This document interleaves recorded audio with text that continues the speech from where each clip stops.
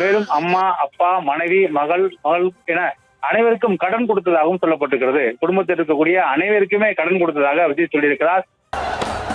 என்ன என்ன எழவி அது? உங்க அப்பா டார்ச்சர் தாங்க முடியலடா. என்னமாச்சு? எனக்கு நோட்டு போட்டு எழுதி வச்சிருக்காடா கணக்கெல்லாம். இதுவரைக்கும் உனக்கா 9,65,675 ரூபாய் செலவு பண்ணிருக்கேன். அதுல நீ சமையல் பண்ணி போட்டதுக்கு 2 lakhs டிஸ்கவுண்ட். மீதி தந்தெல்லாம் கொடுத்து உங்க அப்பா வீட்டுக்கு போ. ஒரு சோறு தண்ணி கூட இல்லாம இருந்திரலாம் போல. என்னடா முட்டாத்தனமா பேசிக்கிட்டு இருக்க முட்டா பயல? ஒரு அடிப்படை வசதிகள் கூட இல்லாம எப்படி இருக்கிறது?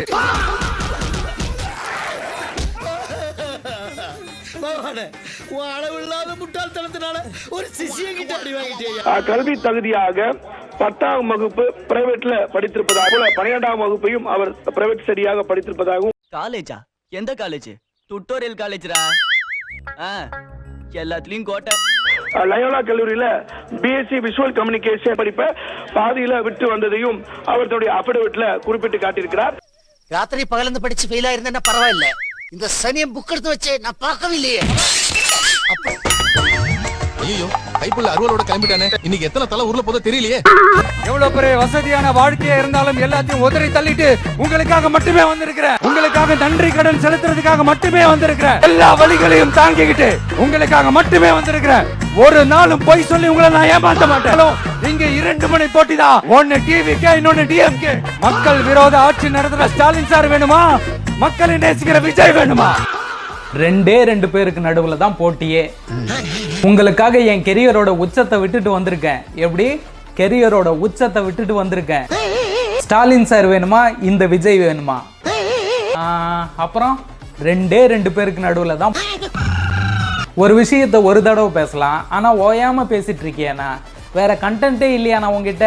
27 வருஷமா கூட இருந்த உன் பொண்டாட்டி சங்கீதா போர் அடிக்குதுன்னு நடிகை கிட்ட போறியே, 3 வருஷமா இதையே பேசிட்டு இருக்கியே, எங்களுக்கு போர் அடிக்காதானா? நோ, என்னன்னா திருச்சூழி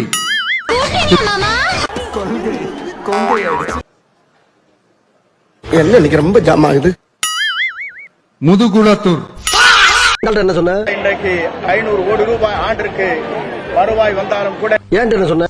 விஜய்க்கு அசையும் சொத்து 404 கோடி ரூபாய் இருப்பதாக வேட்புமனுவில் குறிப்பிடப்பட்டிருக்கிறது. இதுல எதுல உண்மை? ரெண்டும் உண்மைதானே. என்னடா சொல்ற? வேட்பாளர்கள் எல்லாருமே ரொம்ப சாதாரணமான குடும்பத்திலிருந்து வந்திருக்கிறாங்க. அவங்க பின்னாடி பெரிய பேக்ரவுண்ட்லாம் இல்லை, அப்படி இப்படின்னு சொல்லுவாங்க.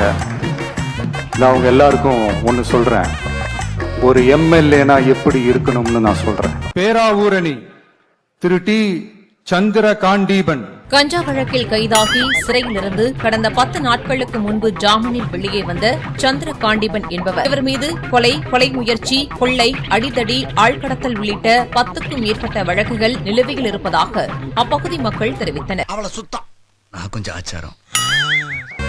ஒரு எம்எல்ஏனா எப்படி இருக்கணும்னு நான் சொல்றேன். ஆர்கே நகர் திரு டாக்டர் என் மரியா வில்சன் நிர்வாக குழு உறுப்பினர்.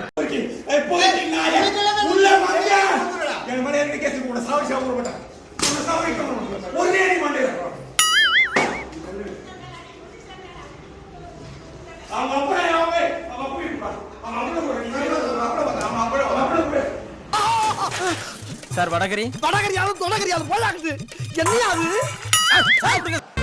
ஒரு எம்எல்ஏனா எப்படி இருக்கணும்னு நான் சொல்றேன். மதுரை மத்தி திரு விஎம்எஸ் முஸ்தபா கழக நிர்வாகி. நீ இருக்க வெளியே ஒரு போடு போடக்கூடாது. நீ இருக்க தெரிஞ்சா நான் வந்திருக்க மாட்டேனே. நீ இருந்தா அந்த கடை விளங்குன மாதிரி தான் நான் போறேன். ஒரு எம்எல்ஏனா எப்படி இருக்கணும்னு நான் சொல்றேன். ஆண்டிப்பட்டி திரு வி பாண்டி தேனி தெற்கு மாவட்ட கழக செயலாளர்.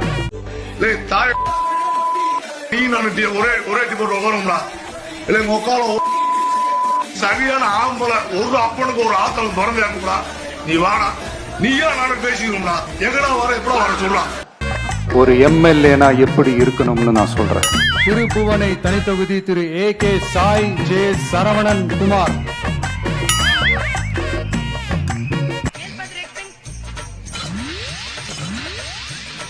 ஐயோ, நீங்களா?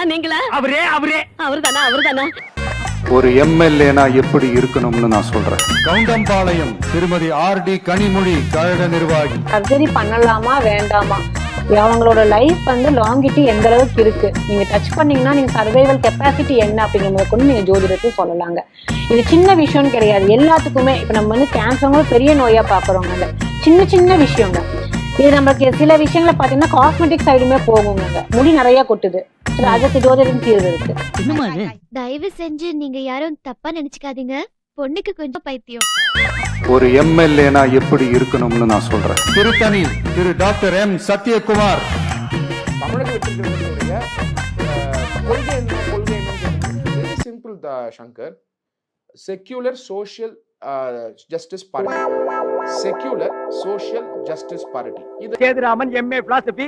நம்ம ஒண்ணு கேட்டா நம்மள அசர வைக்கிற மாதிரி ஒரு பதில் சொல்வார் பாரு, அது நமக்கு இங்க புரியாது, வீட்டுக்கு போனா தான் புரியும். சில பேர் பதில் தெரியாமலே பயந்து ஓடிருக்காங்க. ஒரு எம்எல்ஏனா எப்படி இருக்கணும்னு நான் சொல்றேன். எழும்பூர் தனி தொகுதி திரு ஏ ராஜ்மோகனன், கழக துணை பொதுச் செயலாளர். மச்சி இவன்டா. ஆமாடா இவன்டா. எவன்டா? இது என்ன பிரமாதம், இது விட பெசலைட் ஒண்ணு இருக்கு, கூவுடா. டி நகர் திரு என் ஆனந்த், கழக பொதுச் செயலாளர். மீடியாலாம் பார்த்துட்டு இருப்பாங்க, அவங்க ஒழுக்கமா இருக்குன்னு இதே உட்காந்து நம்மள மீடியாலாம் பார்த்து கொண்டு இருக்கிறார்கள். இந்த ஒழுக்கம் அதுதான் தமிழக வெற்றி கழகமாக இருக்கும் என்பது. இப்ப கரூர்ல 41 பேர் செத்து போறாங்க.